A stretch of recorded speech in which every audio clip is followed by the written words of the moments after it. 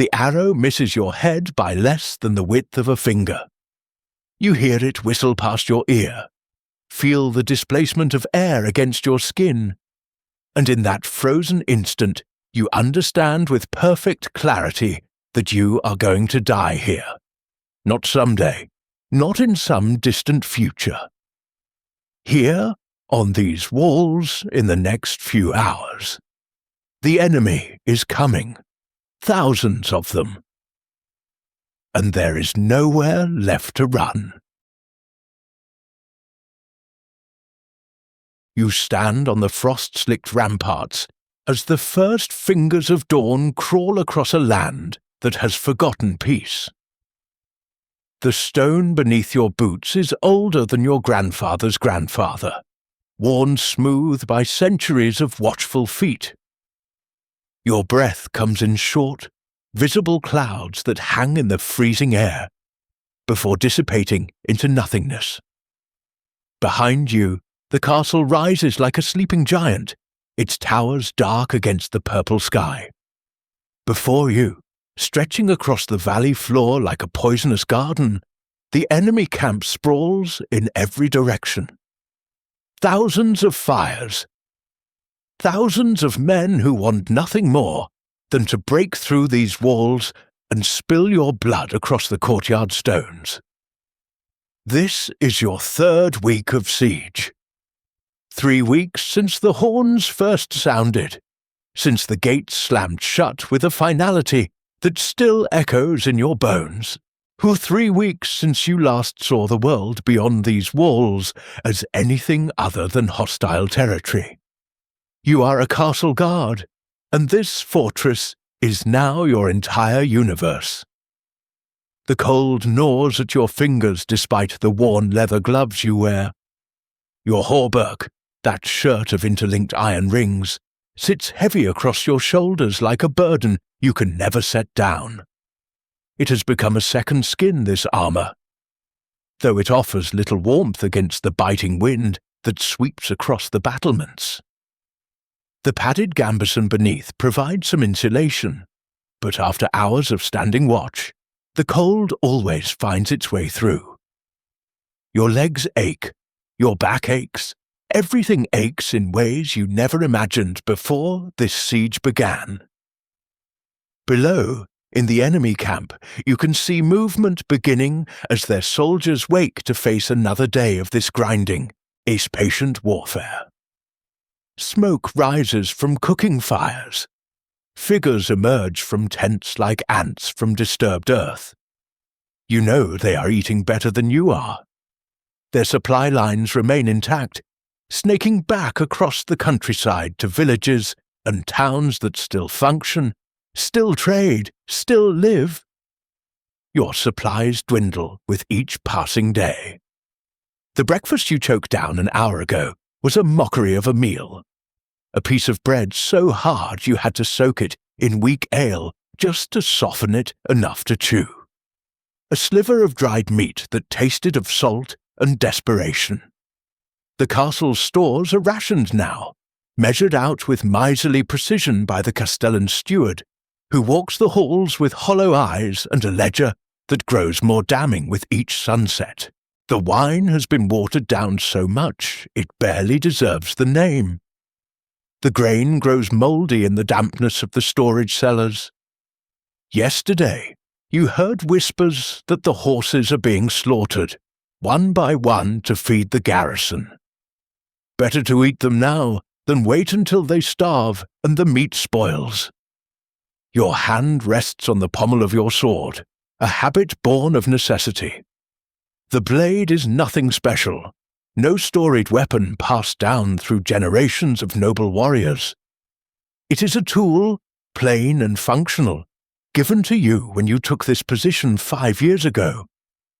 The edge has been sharpened and resharpened so many times that the blade has grown noticeably thinner. You have used it twice in earnest during this siege, both times during midnight assaults, when enemy soldiers managed to raise ladders against the walls before the alarm could sound. You remember the weight of it cutting through flesh, the resistance of bone, the hot splash of blood that steamed in the cold night air. You remember the faces of the men you killed, frozen in expressions of surprise and pain. Those faces visit you now when you try to sleep. Sleep, that has become a luxury as precious as fresh water. The siege dictates a brutal rhythm to your life. 4 hours on watch, 4 hours off. But those 4 hours off rarely bring rest. There is always something else demanded of you. Repairing damaged sections of wall, moving supplies, training with weapons until your muscles scream, attending briefings where the captain of the guard outlines defensive strategies, in a voice that grows less confident each day. And when you finally collapse onto your straw pallet in the barracks, the noise of the castle prevents any deep rest. Soldiers talking, men groaning from wounds, the constant background awareness that at any moment the alarm might sound, and you will need to leap to your feet, grab your weapons, and face death again. The barracks themselves have become a fetid nightmare. 30 men crammed into a space meant for 20. The air thick with the smell of unwashed bodies, leather, oil, and sickness. 2 of your barrack mates have developed a cough that will not cease, a wet, rattling sound that continues through the night. You all pretend not to notice, but you see the fear in their eyes, and in the eyes of everyone around them. Disease is a spectre that haunts every siege. Sometimes it kills more efficiently than any sword. A shout from further along the wall pulls your attention. You turn your head, hand tightening on your sword hilt, muscles tensing for action. But it is only another guard, calling out to his replacement. The watch is changing. You watch as tired men trudge along the ramparts toward the towers, their relief visible even from a distance. They move with the shuffling gait of the exhausted, men pushed beyond normal limits but held upright by duty and fear. You know that walk intimately.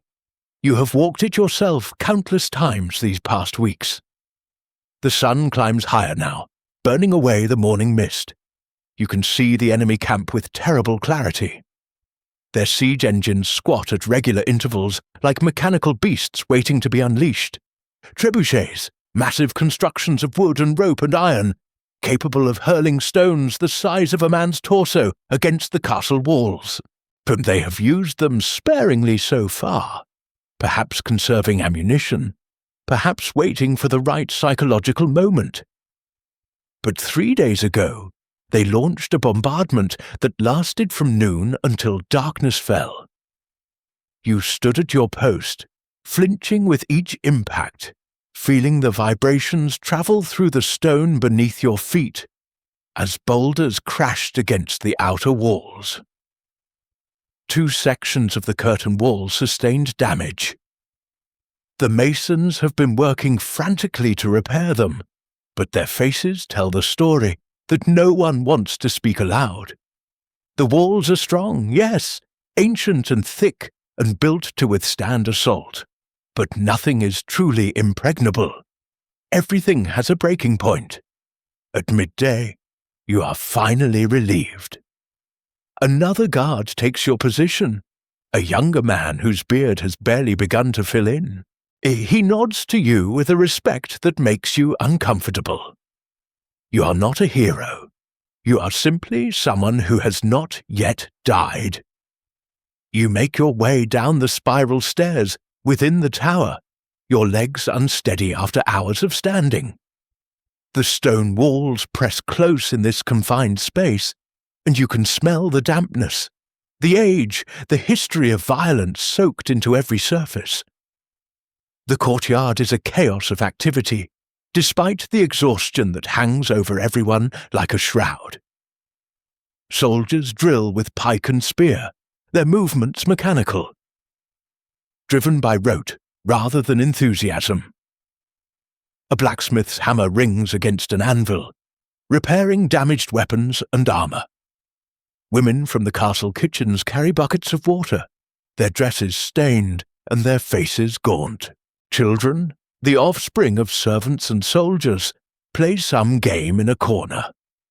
But their laughter sounds forced, a thin veneer over the fear that permeates this place. You wonder what memories these children will carry of this siege, what scars will mark their souls. You head toward the great hall, hoping to find something more substantial to eat, though you know better than to expect much. The hall, once a place of warmth and celebration, has been transformed into a combination command center and infirmary. Wounded men lie on pallets near the great fireplace, tended by a single overworked physician, and several women with limited medical knowledge. The smell of infection competes with wood smoke and the lingering odor of last night's meager dinner. At the high table, the lord of the castle sits in conference with his advisers, their voices low and urgent. You do not need to hear their words to understand the subject. Surrender or continue fighting. Hope for relief or accept the inevitable. You avert your eyes and move toward the serving area. A bowl of thin soup and another piece of that miserable bread. You eat standing up mechanically, barely tasting anything. Around you, other soldiers and servants do the same. Conversations are muted, people too tired or too hopeless to muster much speech. You finish eating and set the bowl aside, then make your way outside again, suddenly unable to bear the oppressive atmosphere within the hall. Night falls early at this time of year, and with darkness comes the true test of nerves. The enemy knows that darkness favors the attacker. They have launched 3 major assaults at night during this siege, and numerous smaller probing attacks. You stand once more upon the walls, torch flames dancing in the wind, casting wild shadows that make every movement suspect. Your eyes strain to pierce the blackness beyond the torchlight, searching for the telltale signs of approaching danger. The scrape of a ladder against stone, the rustle of men moving through grass, the glint of moonlight on steel. Hours pass in this state of heightened tension. Your heart pounds steadily, adrenaline keeping exhaustion at bay. Then, cutting through the night, you hear it, a horn, not from the castle, from the enemy camp. And suddenly the darkness erupts with sound and movement. Torches bloom across the valley floor like malevolent flowers. Voices rise in a war cry that turns your blood to ice. They are coming. This is it. The alarm bell begins to toll, its brazen voice shattering what remained of the night's calm. All around you, men scramble to their positions. Archers notch arrows. Others ready cauldrons of boiling oil. You draw your sword, the rasp of steel against leather loud in your ears despite the chaos. Your hands shake, but you force them steady. This is what you have trained for. This is what you have feared.